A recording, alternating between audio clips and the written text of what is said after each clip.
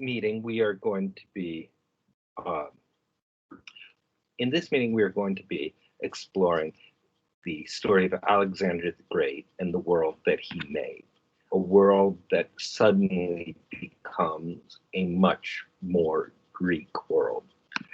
Now, at the end of the war between Athens and Sparta in 404 BC, Sparta had won and become the dominant power throughout Greece. Um, the Spartans, unlike the Athenians, though, were not beloved by the other Greeks, and their control primarily consisted of military domination. This brought resistance from many of the other Greek cities, including those that had aligned with Sparta to take down Athens. The resistance comes to a head when the city of Thebes begins to wage war against Sparta. Now, the Thebans, who are a smaller city to the immediate north of Athens, had as their military an elite group they called the Sacred Band. The Sacred Band consisted of 150 couples, all homosexual men who had sworn oaths of loyalty to each other. These would be the absolute cream of the crop of the Theban military. And they do something no other army in Greek history was able to do. At the Battle of Leuctra, 371 BC, they soundly defeat the military of Sparta. Sparta's power and dominance over Greece is broken. The Thebans follow up by restoring the independence of the states that the Spartans have conquered and dominated, and to really make sure that Sparta will never be powerful again, they free the Spartan slaves, the Helots. Sparta, without its slaves, is no longer able to have an army that is based on being full-time military. Sparta begins to decline. While Sparta remains independent, it will no longer be a significant military power. Now, in the aftermath of the defeat of Sparta, there is no real single power dominant within Greece. There are multiple city-states struggling for dominance. Thebes, of course, city of Corinth, and the city of Athens are three of the largest players.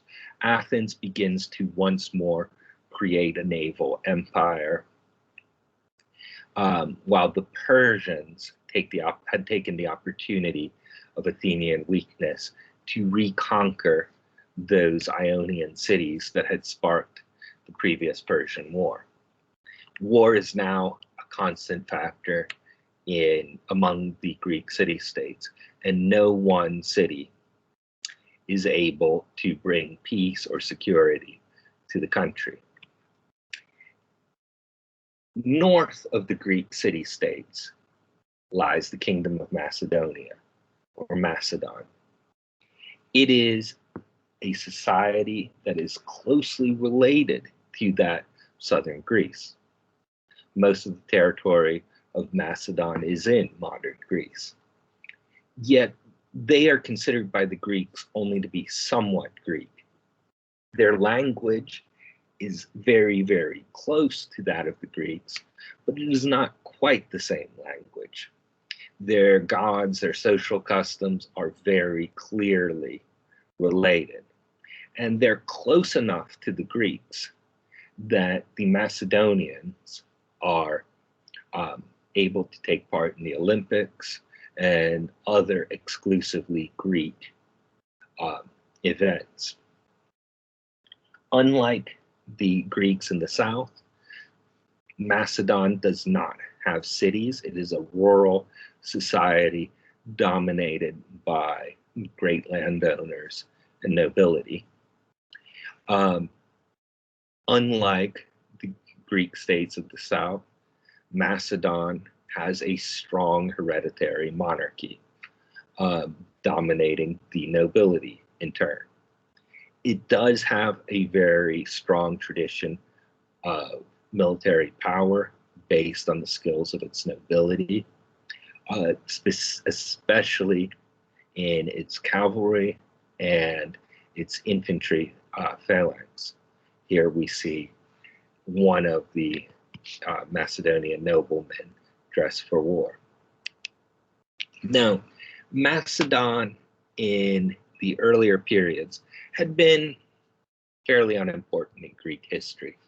But in the middle of the 4th century, it gets a new king, Philip II.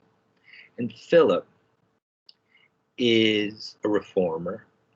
He restructures his army and makes the Macedonian military arguably the best army in the world. He decides, in increasing the strength of his kingdom, he needs to control the seaports in its area. Most of these are under Athenian control, which brings him into conflict with Athens. As the conflict with Athens drags on and the Macedonian power grows in northern Greece, the war slowly expands into all of Greece. Philip moves his army south. The Athenians, seeing another invasion by what they describe as a foreign power threatening the independence of Greece, puts together an alliance to defeat them. However, at the Battle of Chaeronea in 338 BC, Philip is completely victorious and crushes the combined military of the Greek city-states. What he does in the aftermath is to establish a federation called the League of Corinth, of which he will be the leader. Each city-state will have a voice, and all Greeks will be represented, as well as Macedonians. By this point, he has unified virtually all of Greece. If you look at this map, the darker orange is his original kingdom. He grew that kingdom of Macedon by conquering the lighter orange areas. The League of Corinth is in yellow. This will be the first time in Greek history that virtually all of Greece has a single ruler. Sparta and Crete remain outside his empire. Now, Philip, having brought unity and peace to Greece, begins to think of his next move. Those Greek city-states in Asia have come once again under Persian control, and he begins preparing a military expedition to liberate them. While he's doing this, he has domestic problems. His wife, a woman named Olympias, who is played by Angelina Jolie in one of the more recent movie versions, has begun to get worried. Philip has taken a second wife and had a son by her. She is worried, Olympias, that Philip will set her aside and her son in favor of his new son. So, at a wedding for their daughter, Cleopatra, not that Cleopatra, it is a common Macedonian girl's name, she conspires with a group of his soldiers to have him assassinated. He dies at the wedding, and it seems this is the end of his adventure. He's followed by his young son, Olympias' son, who's 20 years old, untried, untested, or so many people think. Certainly the Greeks in the south think so, and they will rise up almost immediately, thinking now is their opportunity to regain their independence. However, King Alexander III is not an ordinary 20-year-old. He's well educated. His father had hired Aristotle to be Alexander's personal tutor, giving him the best education possible to anyone in the 4th century BC. His father had also made sure that Alexander had all the skills dealing with horses and weapons necessary to be a Macedonian noble. And he had made sure that Alexander had had opportunities to lead armies in battle, and done this extremely successfully. So the new king rushes southwards with the Macedonian army, defeats the Greeks very, very quickly, and imposes a new peace upon them that is harsher than the peace his father had given. Greece is now under greater Macedonian control than it had been. He goes north and secures his northern frontiers. After he's been king for 2 years, he finally leads the expedition his father had planned to liberate the Greek cities of Asia Minor from Persian rule, taking an army of about 50,000 men, mostly Macedonian, but including many Greeks from the cities of the League of Corinth. He lands near the site of Troy. There, he makes sacrifices, promising to avenge the fallen Greek heroes of the Trojan War. He moves southward, defeating the local Persian governor and his military, and liberates all those Greek cities. Having done that, he does not then end the war. Instead, he pushes eastward into the heart of Asia Minor, capturing more cities, taking the surrender of more areas of the Persian Empire. In the city of Gordium, there's a temple where there is a famous tangle of ropes called the Gordian knot. Legend has said that whoever can untangle it and solve it will be the master of all Asia. Alexander enters the temple, unsheaths his sword, cuts the tangle of ropes in half, and says, I have solved it. Far faster than anyone thought was imaginable. He continues his movement eastward, having conquered all of Asia Minor, and takes his army through mountain passes south towards the Mediterranean and towards northern Syria. Meanwhile, the Persian emperor, Darius, has assembled his military from the whole of the Persian Empire to deal with this invasion. Darius's army is 2 or 3 times larger than Alexander's when the two meet. Alexander's soldiers are tired, Darius's soldiers are rested, and the battle seems likely to be the end of Alexander. Alexander, seeing this, rallies his troops and, as he often will do in battle, leads them from the front. He will never ask soldiers to do something he would not do. He would not ask them to go into danger he himself will not face. And in this battle, as in many others, he is the first to run into enemy weapons. he defeats Darius at this battle of the river Issus, and Darius flees into the Persian heartlands to raise a second army. Alexander commemorates the occasion by founding a new city, which he will call after himself, Alexandria on the Issus. The city is still there. It is now called Iskenderun. He moves south with his army, taking the surrender of the cities of Syria, Phoenicia, one after the other, until he comes to the largest of the Phoenician cities, Tyre. There, the Persian forces in Syria and Palestine have centered themselves and felt secure, for Alexander does not have a naval presence, and Tyre is an island.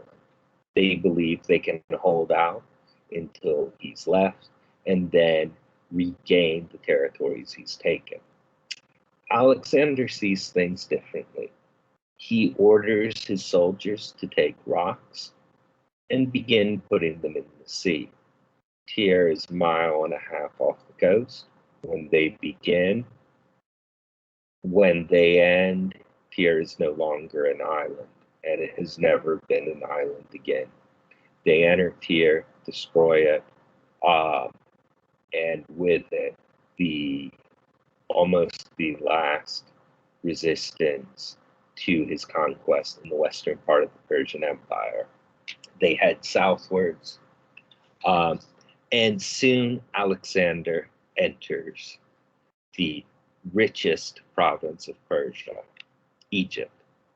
In Egypt, Alexander is seen by the Egyptians as their liberator. He is honored as pharaoh. He founds a city in commemoration at the mouth of the Nile, which he will call Alexandria. It is still today one of the larger cities in the Mediterranean, Alexandria, as it's now called. While in Egypt, where he spends about a year and a half, he travels to sacred place and where the Oracle of Ammon is based. There, he spends time by himself and comes out of the temple saying that he has had a dream and that Amun-Ra, the Egyptian god, is his true father. From this point on, he's recognized by the Egyptians as a son of Amun-Ra, and he begins to put the regalia of Amun-Ra on pictures of himself. Amun-Ra has the horns of a ram. Alexander will have the horns of a ram. Leaving Egypt, Alexander moves back once again through Syria with the goal of conquering the remaining Persian Empire. He defeats Darius a second time, the Battle of Granicus. The Persian army is broken. He pursues the remnants through Mesopotamia, liberating Babylon, or he is recognized by the Babylonians as liberating them from Persian rule, and proceeding into the Persian heartland. In the Persian capital of Persepolis, he urges his soldiers to marry Persian noblewomen with the goal of fusing Macedonians and Persians into a single people who will rule this empire. He himself marries a Persian princess, Roxanne. She is the original Roxanne, and all other Roxannes are named after her. However, during the celebrations of the mass wedding of 10,000 soldiers, they burned down the palace, and Persepolis has been a ruin since. Dealing with more issues, he continues to move eastward,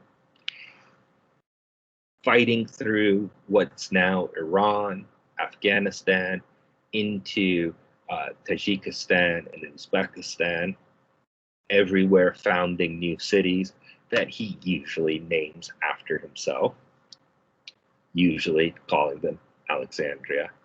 And having secured control over the whole of the Persian Empire in 327 BC, he leads his army out of the mountains of what's now Afghanistan into the Indus Valley, and they rapidly move eastwards across the Punjab. However, when they come to the Hypsus River, Alexander urges his soldiers to go on. His soldiers come to him and say, we have followed you for 8 years. We have gone beyond what we even knew was the limits of the world. And we're tired and we want to go home. Alexander agrees reluctantly to end the campaigns of conquest. He leads his army down the Indus River and then westwards back across what's now Iran to Babylon. There, at the age of 33, he falls sick. Some people say it might have been malaria. Other people say it's caused by drinking too much. Whatever it was, he dies at the age of 33. In this relatively short period, 11 years since they invaded the Persian Empire, 13 years since he became king, he has built a massive empire stretching from Europe deep into Asia and across North Africa. And he has created in it a new world. An easy example is to look at the size of the world.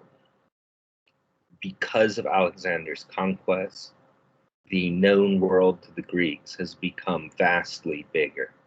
Huge areas that were previously unknown become known, and the areas beyond them. He has also left a legacy of cities. He founded at least 22 cities, almost all of them named after himself. There's also one named after his horse.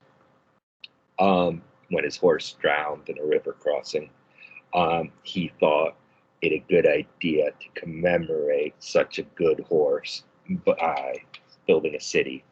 Horse is called Bucephalus, which means horse head, and the city will be Bucephalon. His successors will found other new cities, and across the whole empire, there will be a series of new Greek-style cities. But what is to become of the empire now that the king is dead? And this is the problem. Alexander has died without leaving a clear heir. Roxanne is pregnant, but will not give birth for several months to his only son, King Alexander IV. Alexander has a half-brother back in Macedonia, who from every description seems to have been some sort of special needs child.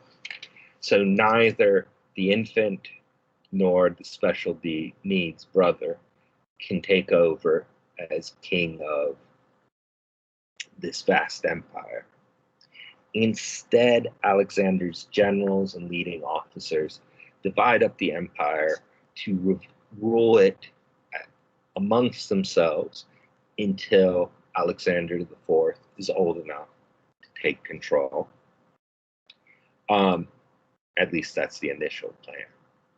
Soon, the generals begin fighting amongst themselves and turn their provinces into kingdoms.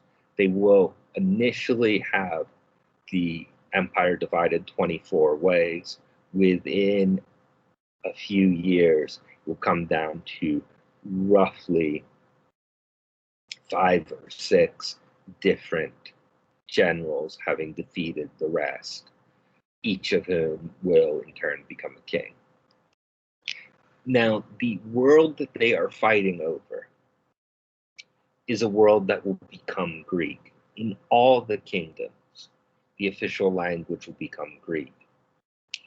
The kings of these new kingdoms will encourage Greek immigration into all those new cities, the Alexandrias and so on, that have been founded.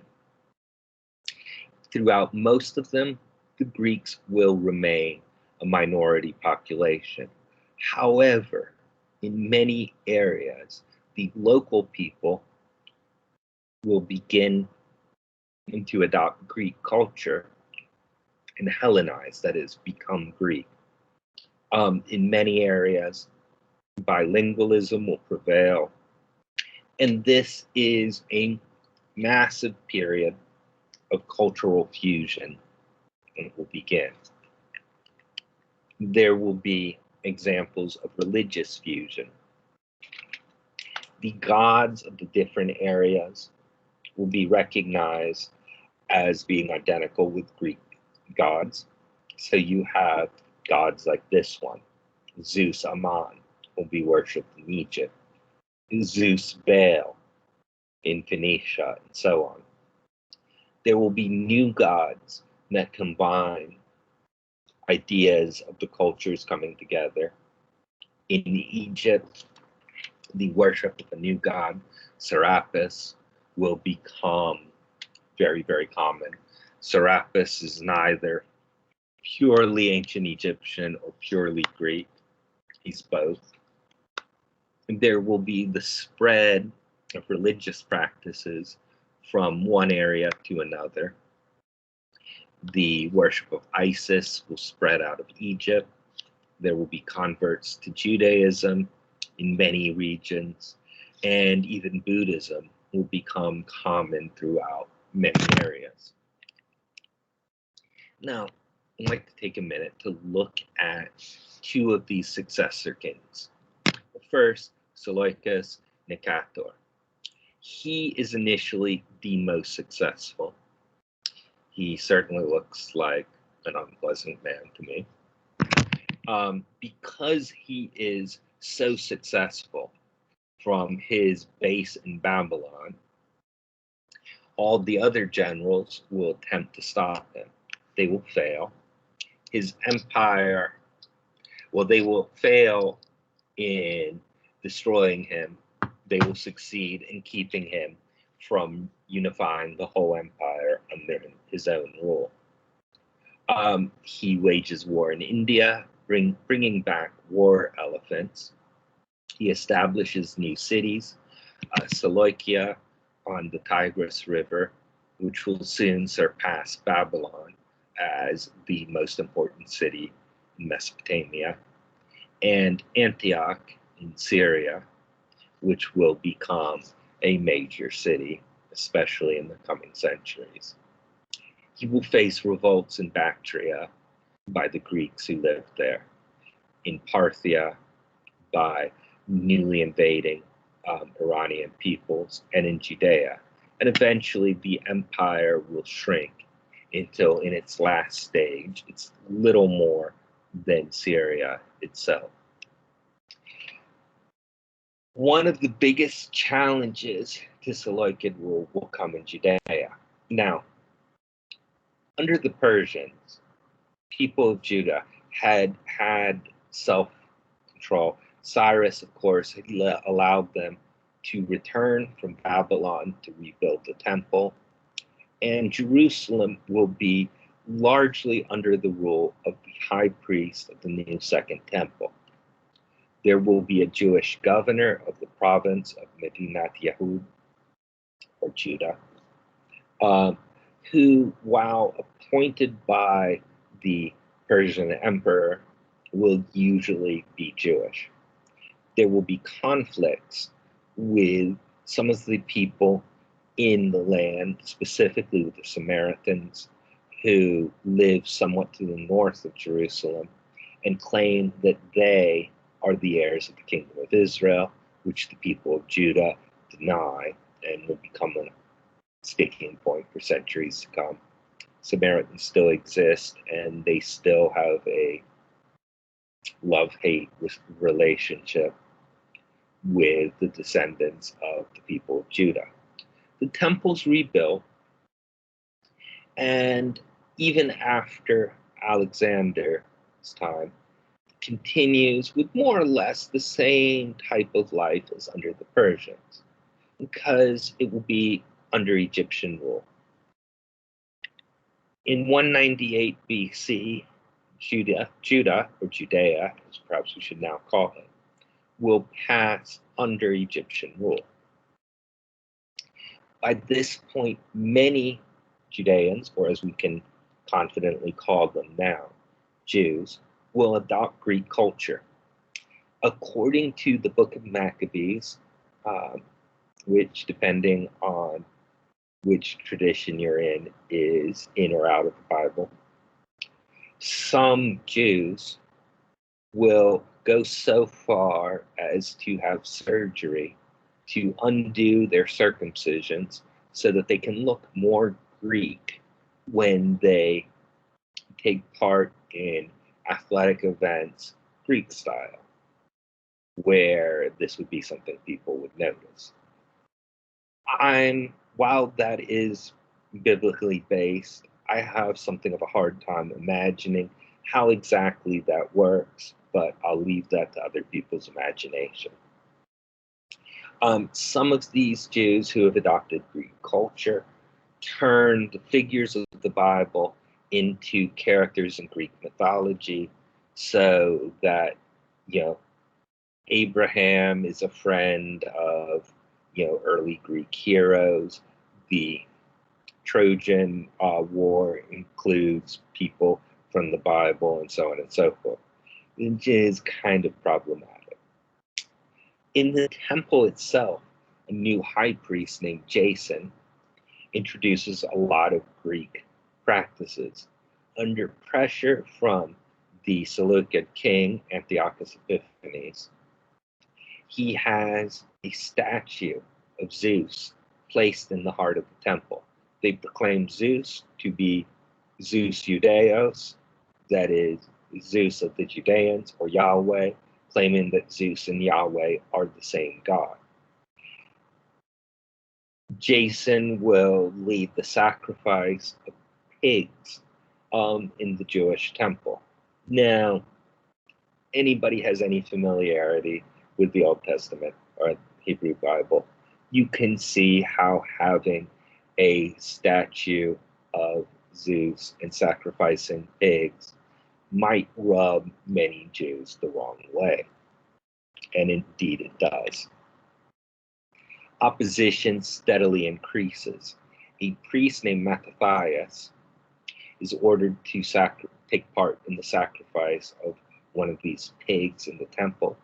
He refuses. He tells the Greek Seleucid official he won't, kills him, and as a result finds himself forced into revolt against the Greek rulers. His sons, his 5 sons, will be known as the Maccabees. The leader of them is Judah Maccabee. Maccabee means the hammer. Will drive the Seleucids out of Jerusalem in the second year of their revolt, restoring the temple, removing the statue of Zeus, removing all of the things that they see as being abominations that have been brought into their most sacred space, and purifying it with a ceremony involving holy oil and burning it. Now, they did not have enough oil to keep the lamp burning for the appointed time. However, through a miracle, it burns for 8 days. The festival of Hanukkah commemorates this repurification of the temple, with the menorah symbolizing the new holiness. Judea, under the Maccabees, will become not only an independent kingdom, but they soon will build a fairly significantly sized kingdom, conquering neighboring peoples throughout basically all of what's now Israel, Palestine, Jordan, and parts of Lebanon and Syria. Now, I had mentioned the Greeks in Egypt. They will be led by this man, Ptolemy, and his descendants. Ptolemy was one of Alexander's generals, possibly the one who was trusted most as an advisor by Alexander himself. When Alexander died, Ptolemy took the body of Alexander to his safekeeping and carried it to the city of Alexandria. In Alexandria, in Egypt, he took control of the province of Egypt and largely stayed out of the fighting between the other generals. With Egypt under his control, he thought whoever would win out, he could then back, and Egypt by itself would make him potentially a power broker. He waits until it's clear no one is going to reunify the empire, and in 305 BC, he declared himself to be the pharaoh. Here he is in pharaonic regalia.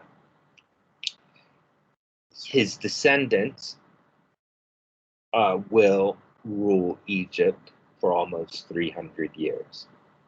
His son, Ptolemy II, being the son of a pharaoh, will be declared as pharaoh. And as a pharaoh, son of a pharaoh, he is a god, so he will marry his sister, who is also of the same lineage. This Macedonian dynasty will last for, there will be 13 pharaohs, all of them named Ptolemy. Most of them will be known by a second name, like Ptolemy Soter, Ptolemy Philadelphus, Ptolemy, so on. The queens, who not exclusively, but largely, come from the same family, tend to be named either Berenike, or as we would say, Berenice, or Cleopatra. There's 7 Cleopatras and 13 Ptolemies. Under their rule, there will be a steady fusion of Greek and Egyptian religions. There will be a large-scale migration of Jews into Alexandria and Egypt. Alexandria, this will become the main port of Egypt and will rapidly become the largest city in the world. There will be the establishment of a center called the Museum, to be a place dedicated to the muses for science, philosophy, and research. And within the museum will be the library. This will be one of the wonders of the world. There will also be the lighthouse called the Pharos, which, when it is built, will be the tallest tower in the world.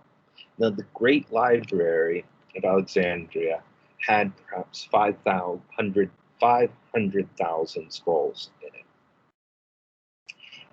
And it is set up with the idea that they will have copies of every book in existence.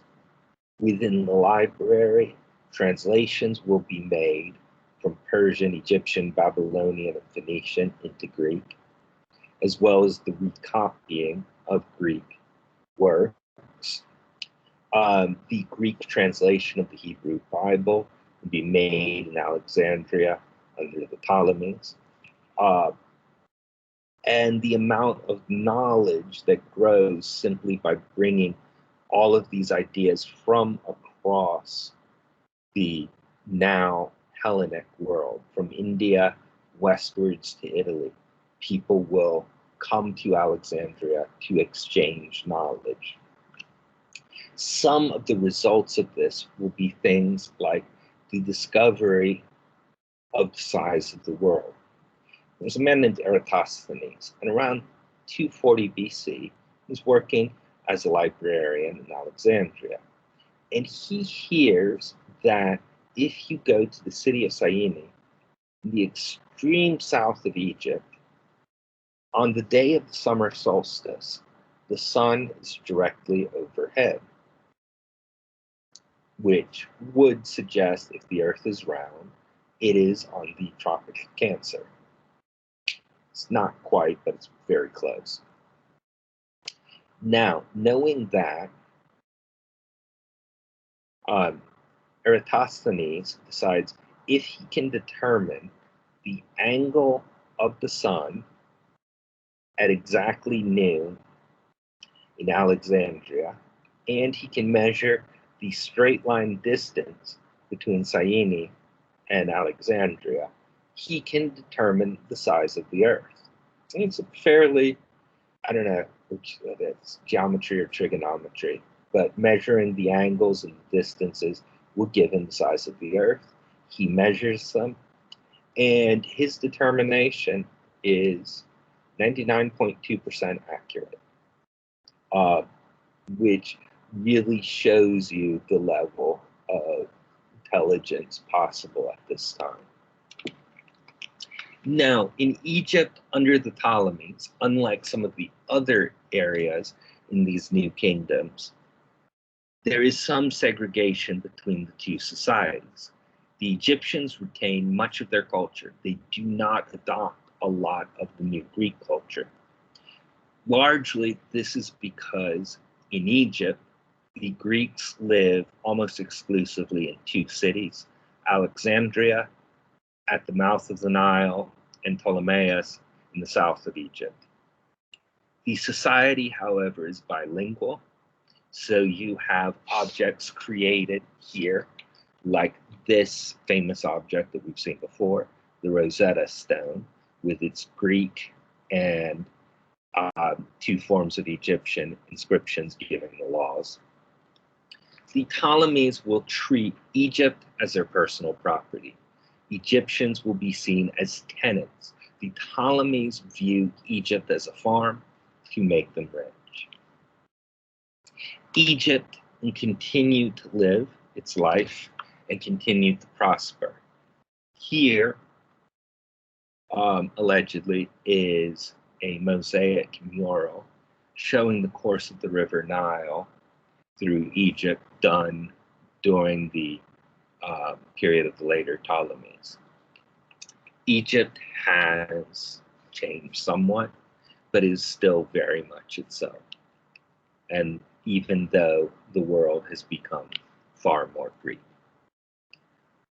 there will be other changes coming out of the age of Alexander that we will reach shortly. Thank you.